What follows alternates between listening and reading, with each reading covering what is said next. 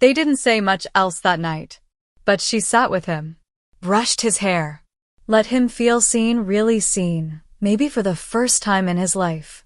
That night, after her mom left the room, Sammy stood in front of the mirror. Her reflection looked both familiar and new. The soft blouse framed her shoulders gently. The nightgown felt like a secret only she and her mother shared.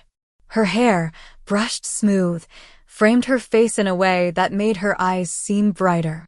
And the name, Sammy, echoed in her mind like a quiet truth finally acknowledged.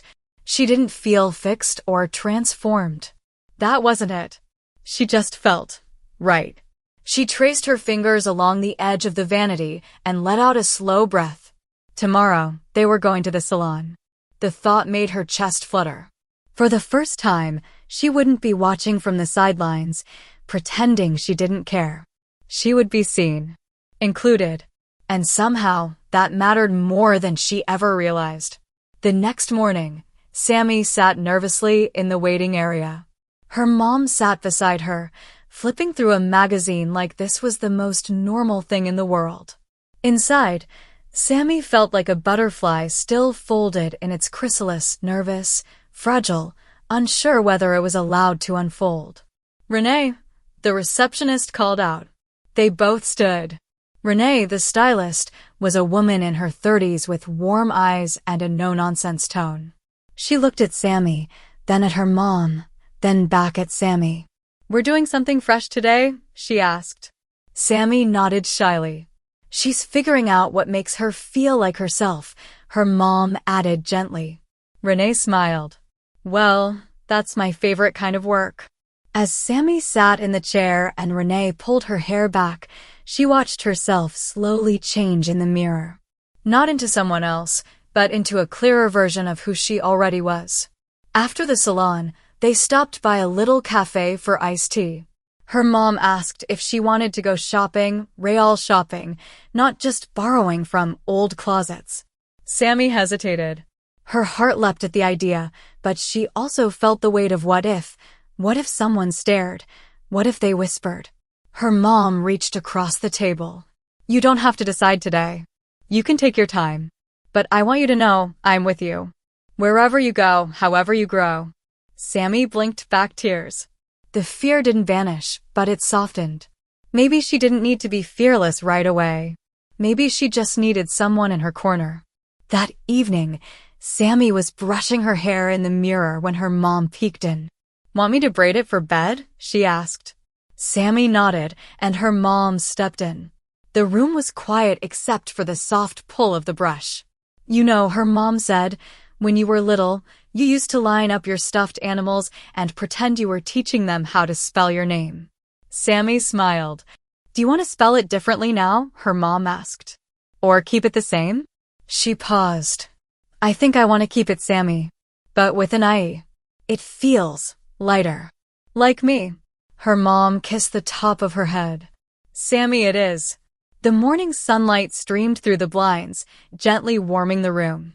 Sammy blinked sleepily as her mom peeked into the room, smiling with a softness that had been missing for years. "Not so fast, young lady," her mom said with a grin. "Today's a big day. But first, I want a moment with just the two of us." She sat beside Sammy on the bed, smoothing the sheets and tucking a strand of hair behind Sammy's ear. They weren't rushing anywhere.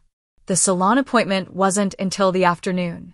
This time was just for them. "How does all of this feel so far?" her mom asked, running her fingers gently through Sammy's hair. "You know, I was thinking, your hair is getting long enough. If you're up for it, maybe we could try a perm today. What do you think?" Sammy's heart skipped. A perm? That was something real. Something bold. Something hers. "I think I'd like that," Sammy said, trying to keep her voice steady. "If you think it'll look okay." Her mom smiled. "It'll look exactly how it's supposed to look, like you." They talked for a while about hairstyles, clothes, and how much Sammy had grown into herself these last few days. Then came the shopping trip. As they stepped out of the car, Sammy hesitated. The nerves bubbled up in her chest. What if someone from school saw her? What if they laughed? Her mom noticed and placed a hand gently on her shoulder. You don't have to pretend today, she said. You only need to be true to yourself. If anyone doesn't understand that, it's their problem, not yours. Sammy nodded, breathing in deeply. The mall was just ahead. It looked the same as always, but today it felt like a gateway to something new. With her mom by her side, she took the first step. This was more than a shopping trip. It was a day of courage, trust, and becoming. Sammy wasn't changing who she was. She was finally letting herself be seen. After a few hours of mall hopping, Sammy carried a modest bag of new clothes, lightweight summer pieces, soft tops, and a simple but beautiful white party dress that shimmered subtly under the store lights. Mom had told her that while she could still wear some of her sister's outgrown clothes at home, it was important Sammy had something of her own, something chosen just for her. That dress was it. By early afternoon, it was time for the salon. Jane Gnuff, the salon owner and longtime family friend, greeted them both with warm hugs as they stepped into the cool, lavender-scented space. We've got the whole afternoon, Jane smiled. Let's make it a good one. She ushered Sammy into her chair, running her fingers gently through the teen's shoulder-length hair. Jane murmured, lifting and measuring strands. I think we've got enough for something special. What are we thinking today? She and Sammy's mom exchanged a few quiet words near the color bar. Then Jane returned and crouched beside Sammy's chair. How about a soft shag cut that grows out naturally? If you ever want to go back to your usual look before school, it'll be easy. But for now, it gives you freedom to explore. Sammy beamed. That sounds perfect. What followed was a calm blur of clippers, scissors, warm water, and quiet music. Jane worked with confident hands, cutting and shaping the hair with gentle precision. Her tools moved like extensions of her fingers: comb, snip, curl, fluff. Halfway through, she glanced back and smiled. You've got great texture for curls. How do you feel about trying a light perm? Sammy hesitated, eyes darting to her mom. Her mom gave a gentle nod. Only if you want to. Sammy nodded. I do. Soon the rollers were in, the solution applied, and a light cap placed over her head. Jane set a timer and began working on Mom's hair with the same practiced ease.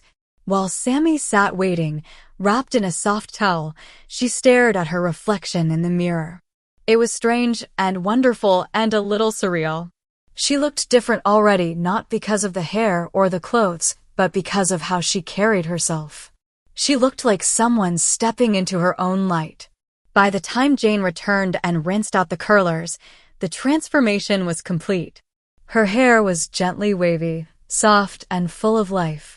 As the curls framed her face, something inside Sammy settled. This wasn't a disguise. It was a reflection. A mirror that finally made sense. When she unwrapped the towel, both she and Mom admired the transformation. Jane set his hair on small blue and yellow rollers, which she said would create a head full of soft, beautiful curls once dry. Since this was a shag-style haircut, it wouldn't require much upkeep, though for a special occasion, it could be styled into something truly elegant. Then he was seated under a warm hairdryer to set, as they playfully called it. Mom's perm moved quickly. Since only the longer top section needed curling, the shorter back would naturally turn under. Once her hair was styled and shaped with a curling iron, she looked polished and radiant. By the time Sammy's curls were dry, Mom's hair had already been gently teased, arranged, and finished into a graceful look. When the rollers came out, Sammy had soft, springy curls all over. Jane gently brushed them to remove any lines from the rollers, then carefully teased the top and fluffed the rest with a styling pick. In just minutes, Sammy was stunned by his reflection. He barely recognized himself. It was incredible. Both Mom and Jane softly touched his hair, amazed at how beautifully it turned out. Sammy thought they were done, but Jane had one more surprise. She was so pleased with the result. She didn't want him leaving without a little extra care. She invited him to sit at a wheeled table and gently soaked his hands in a moisturizing solution. Then, with careful precision, she trimmed and shaped his nails. When she asked what nail polish he'd like, thinking he might choose something neutral, Sammy boldly picked a vibrant, bright red. He was fully embracing the moment. To complete the look, Jane brought out a few makeup trays. She lightly shaped his eyebrows, added a soft foundation, some eye makeup, and a red lipstick to match his nails.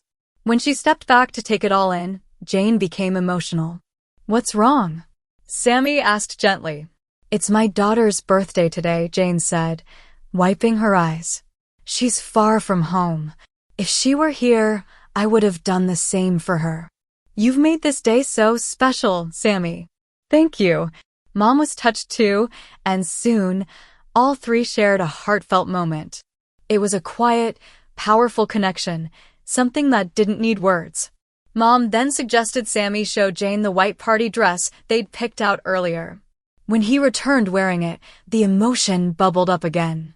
It was such a joyful, moving moment. Sammy decided to wear the dress home to preserve the careful styling they had all worked on together. This day marked the beginning of something truly beautiful for Sammy. Over the next 2 weeks, he and Mom grew closer than ever. Each morning started with picking out an outfit and styling his hair, moments that became their shared ritual. When Sis returned from her trip, it felt like she had stepped into an entirely new chapter. Is this the end, or just the beginning? You, the viewer, might help write what comes next. Share your thoughts below. What would your perfect next chapter be? Thanks for watching.